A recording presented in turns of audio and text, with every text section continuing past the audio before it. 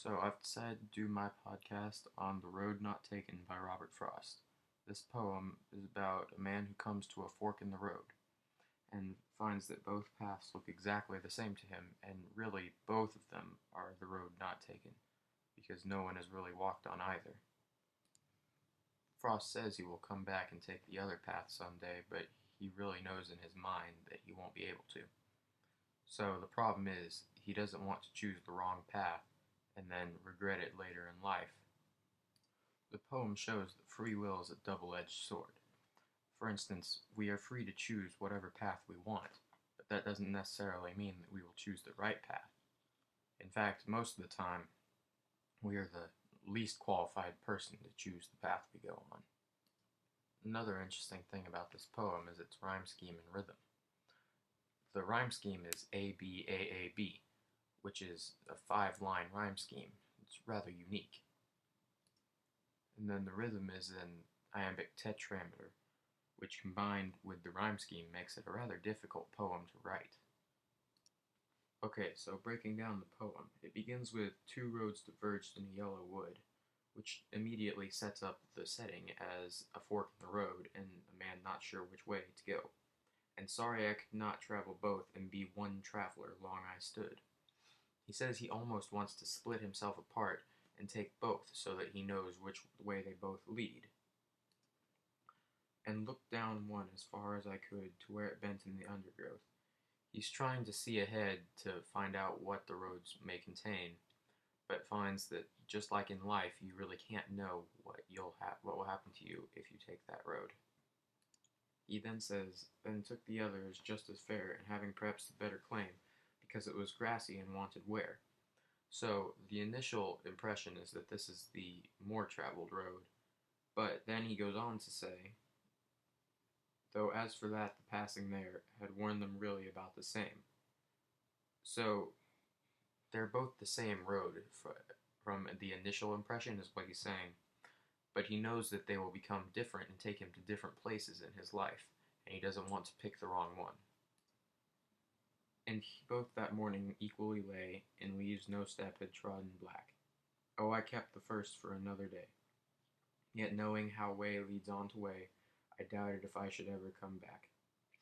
So, he knows that since this path that he chooses to take today will most likely just lead him to more choices in his life, he will probably never get to come back to this point and choose the other road. And so the final stanza says, I shall be telling this with a sigh, somewhere ages and ages hence. 2 roads diverged in a wood and I took the one less traveled by, and that has made all the difference. So basically he's talking about how when he's older and he's looking back upon his life, deciding if it was worthwhile, he'll be telling this to his children perhaps, that he took the road less traveled by, and he really doesn't know if he did that or not, because he could have taken the road that everyone went on, but there just could have been a storm or something that blew the leaves into it. But he has to look back upon his life and believe for himself that he took the road, the best road that he could have. So one of the ideas of this poem is that there's no right path. There's only the one that you've chosen, and then there's the one that you haven't chosen. So really, you can never know if you chose the right path or not.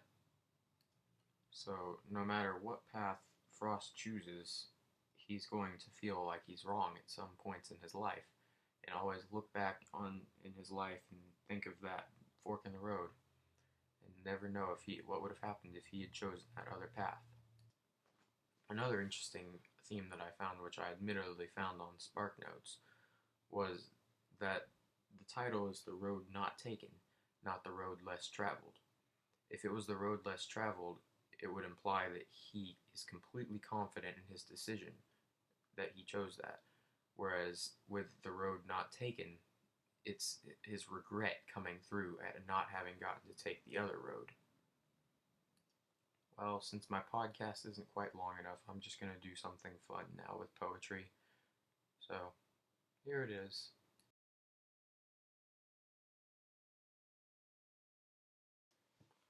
So, to prove to you that poetry is everywhere, I am now going to walk outside, ring the doorbell, and have my dog give you some poetry.